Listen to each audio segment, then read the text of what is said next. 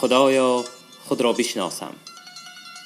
کتاب خاطرات از ادبیات شناس و نویسنده شهیر تاجیک زنده یاد رسول هادی زاده.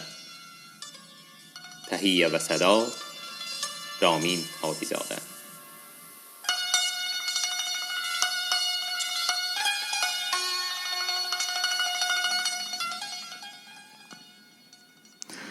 در این باب از 3 تن بزرگان ملتمان، صدرالدین عینی، باباجان غفورف و میرزا ترسونزاده، تا توانستم از روی مهر و صداقت سخنهای دلم را گفتم.